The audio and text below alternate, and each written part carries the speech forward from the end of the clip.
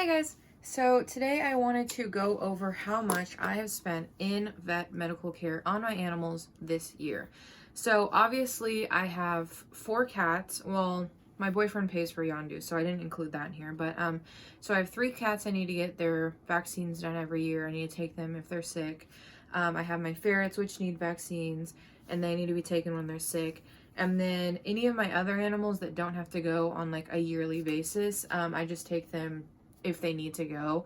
Luckily, my exotic vet is super close to my house, and then I do have an emergency vet about an hour away. So I'm very lucky and fortunate in that aspect. I went through all of my medical paperwork. I wrote down the cost, the reason I took them, and who I took. So let's just start going through, and if I can figure out editing, I will leave like a constant growing tally on the side. And if you don't see that, I'll just put a big number at the end of how much I spent. And this is not to brag. Obviously, I don't want to pay the vet this much money, but it's just part of owning an animal, and I want to be realistic at how much stuff can add up and when unexpected things can come up, and it's crazy. Going on that, I would also suggest anyone get a care credit if they can get approved. I do have a care credit and I use it only for animal expenses. You can use it at like the doctor's office or anything for yourself as well, but I save mine just for animals because I do have so many animals. I need to make sure that if I don't have the money, I can still take them and afford it and put it on my care credit. So moving on to the list. So I visited the vet 1, 2, 3, 4, 5, 6, 7, 8, 9 times this year, which seems like a lot. So the first time I went was in March. I took Kingsley. She was puking a ton. Every time she'd eat, she'd puke up her food.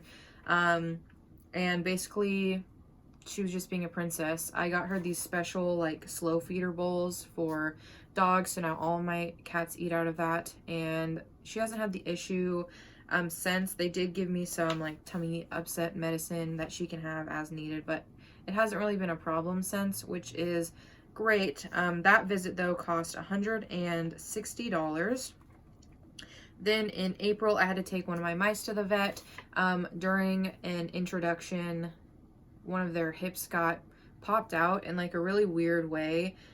It didn't look like it was hurting or anything, but I wanted to take her in just to make sure. I don't know. I took her in just because I'm paranoid. Her hip was really funny. She was walking weird. She didn't seem to be in pain, but I wanted to be able to get her some antibiotics or medicine, whatever she needed. So I took her in, and that visit cost $157. Then when I first got Jonas and Gomez, I took them to the vet right away just to get a checkup because they were so underweight and malnourished. I wanted to make sure that I had all my tools in my tool bag to get them back on track. So when I took them for their checkup, they also got flea medicine, and that visit was $217. Then, during the summertime, we get pretty bad fleas where I live, and I'm usually really good at managing it. My cats just use like flea medicine from like April to September. And then the ferrets, I had to go to the vet to get it because they're small. And so that flea medicine for them cost $77. Then I took Evie, Loki, and Harley in for their vaccines, and that cost $540.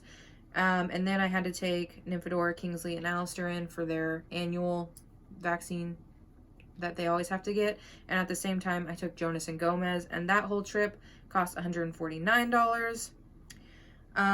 Then in this month, I had to go to the emergency room with Gomez because she was super lethargic.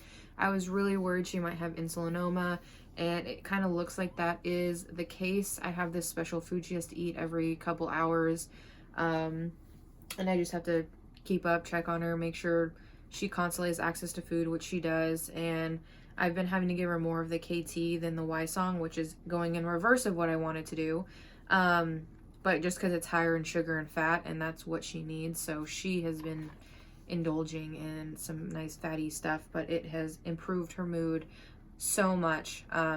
So I'm just gonna have to keep working on that. So the emergency room visit was $189, which was not bad because we were there for 5 hours. 5 freaking hours. Oh my gosh.